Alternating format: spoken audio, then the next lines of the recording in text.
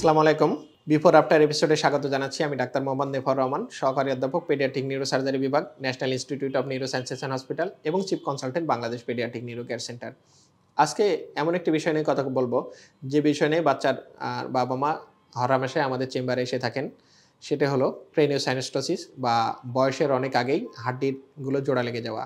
বয়সের অনেক আগে হাড্ডিগুলো জোড়া লেগে গেলে যে সমস্যাগুলো হয়, দেখা যাচ্ছে বাচ্চার মাথার আকৃতিতে পরিবর্তন হয় এবং বাচ্চার ব্রেন ঠিকভাবে বেড়ে উঠতে পারে না।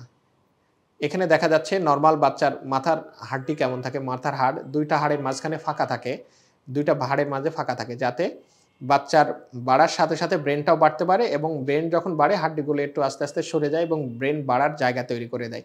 কোনো কারণে বয়সের আগে বা ব্রেন বাড়ার আগেই ব্রেনের সঠিকভাবে বা সম্পূর্ণরূপে বাড়ার আগে যদি হাড্ডিগুলো জোড়া লেগে যায়, সেক্ষেত্রে দেখা যাচ্ছে ব্রেন বাড়তে থাকে ঠিকই, কিন্তু হাড্ডিগুলো যেহেতু সরে যেতে পারে না, সুতরাং হাড্ডির উপর এক ধরনের চাপ তৈরি করে।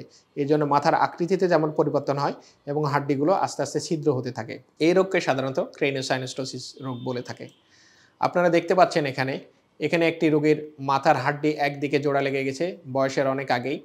খুব তাড়াতাড়ি জোড়া লাগার কারণে মাথার এই দিকটা বাড়তে পারছে না, তীর চিহ্ন দিয়ে বোঝানো হয়েছে। সুতরাং একদিকে বাড়তেছে, আরেক দিক থেকে বাড়তে পারছে না। এখানে দেখেন মাথার আকৃতিতে কেমন পরিবর্তন হয়েছে। সুতরাং ক্রেনিওসাইনোস্টোসিস সাধারণত মাথার আকৃতিতে পরিবর্তন হয়। যদি এই বাচ্চারই এই সাইডের হাড্ডি জোড়া লেগে যেত, তাহলে এই সাইডটাও বাড়তে পারতো না। তখন মাথাটা কেমন হতো? চ্যাপ্টা মাথা হতো। মাথা দেখা যাচ্ছে সামনে পিছনে বাড়তে পারছে না, কিন্তু সাইড দিয়ে বাড়তেছে। সুতরাং সাইড দিয়ে যখন বাড়তে থাকবে, সাইড দিয়ে লম্বা বেড়ে যাবে, কিন্তু সামনে পিছনে বাড়তে পারবে না। সুতরাং মাথাটা একটু চ্যাপ্টা মাথা হবে। আরেকটা ক্রেনিওসাইনোস্টোসিসে যদি আমরা দেখেন পিছনের দিকে হাড্ডি জোড়া লেগে গেছে। পিছনের দিকে একটি হাড্ডি জোড়া লাগার কারণে তার মাথার আকৃতিতে পরিবর্তন হয়েছে। আরেকটা ধরনের ক্রেনিওসাইনোস্টোসিস দেখা যাচ্ছে মাথার আকৃতিটা লম্বা নৌকার শেপের আকৃতি হয়েছে এবং হাড্ডিগুলো কেমন ছিদ্র হয়ে গেছে।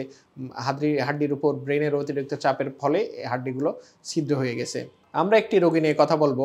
এই রোগীটির মাথার দুই পাশের হাড্ডিগুলো জোড়া লেগে গেছে। অপারেশনের পূর্বে দেখা যাচ্ছে মাথার হাড্ডিগুলো জোড়া লাগার কারণে মাথার হাড্ডিটা সামনে পিছনে বাড়তে পারে নাই। মাথাটা সামনে পিছনে বাড়তে না পারার কারণে মাথাটা সাইড দিয়ে বাড়ছে। রোগীর চোখটাও কিছুটা বাইরে বের হয়ে এসছে। নর্মালের চাইতে চোখটা দেখা যাচ্ছে বাইরে বের হয়ে যাচ্ছে, যেটাকে প্রোপটোসিস বলে, আর বাইকরোনাল ক্রেনিওসাইনোস্টোসিস বলা হয়। এখানে দেখা যাচ্ছে মাথার আকৃতিতে কেমন পরিবর্তন, এদিকে ফুলে গেছে, বাচ্চার মাথাটা চ্যাপ্টা টাইপের মাথা হয়ে গেছে। আমরা যখন এই বাচ্চারই একটা সিটি স্ক্যান করাই, 3D সিটি স্ক্যানে আপনারা দেখতে পাবেন এই বাচ্চার সিটি স্ক্যানে মাথার হাড্ডিটা এখানে জোড়া লেগে গেছে। এই পাশেও জোড়া লাগানো, এই পাশেও জোড়া লাগানো। হাড্ডিগুলো বয়সের আগেই জোড়া লেগে গেছে এবং হাড্ডির উপর ব্রেনের অতিরিক্ত চাপের ফলে দেখা যাচ্ছে হাড্ডিগুলো ছিদ্র হয়ে গেছে। দেখতে পাচ্ছেন হাড্ডিগুলো ছিদ্র হয়ে গেছে। সুতরাং এই রোগে মাথার ব্রেনের অতিরিক্ত চাপের ফলে হাড্ডিগুলো ছিদ্র হয়ে যায়। মাথার ব্রেন বাড়তে থাকে কিন্তু হাড্ডি বাড়তে থাকে না। ব্রেন বাড়ে, হাড্ডি বাড়ে না। সুতরাং হাড়ের উপর ব্রেনের অতিরিক্ত চাপ তৈরি হয়, ছিদ্র হয়ে যায়। এই রোগের অপারেশন করা হয় সাধারণত দুইটা উদ্দেশ্যে। একটা হলো ব্রেনের উপর অতিরিক্ত চাপ কমানো, এর জন্য জায়গা তৈরি করে দেওয়া, এবং মাথার যে আকৃতিতে পরিবর্তন হয়েছে সেই আকৃতিতে পরিবর্তনটা ঠিক করে সুন্দর করে দেওয়া। আমরা এই বাচ্চার অপারেশন করি। দেখা যাচ্ছে এই বাচ্চার অপারেশন করার পরে মাথায় এই জায়গাটা ফোলা ছিল, সে ফোলাটা চলে গেছে এবং মাথার চোখটা আগে যে বাইরে বের হয়েছিল সেটাও মোটামুটি স্বাভাবিক হয়ে এসেছে। দেখেন এখানে ফোলা ছিল, সেটা আমরা ঠিক করে দিয়েছি। চোখটাও প্রায় স্বাভাবিক হয়ে গেছে। পরে ছুটির সময় বাচ্চার যখন ছুটি হয়ে যাবে, তখন দেখেন চোখটা কি সুন্দর ভেতরে ঢুকে গেছে এবং মাথার আকৃতিরটিও তার পরিবর্তন আসছে। সুতরাং ক্রেনিওসাইনোস্টোসিস হলে আপনি আপনার বাচ্চাকে একজন পেডিয়াট্রিক নিউরোসার্জনের কাছে নিয়ে আসেন। পেডিয়াট্রিক নিউরোসার্জন এই বিষয়ে দক্ষ, অভিজ্ঞ এবং সমসাময়িক জ্ঞানের অধিকারী।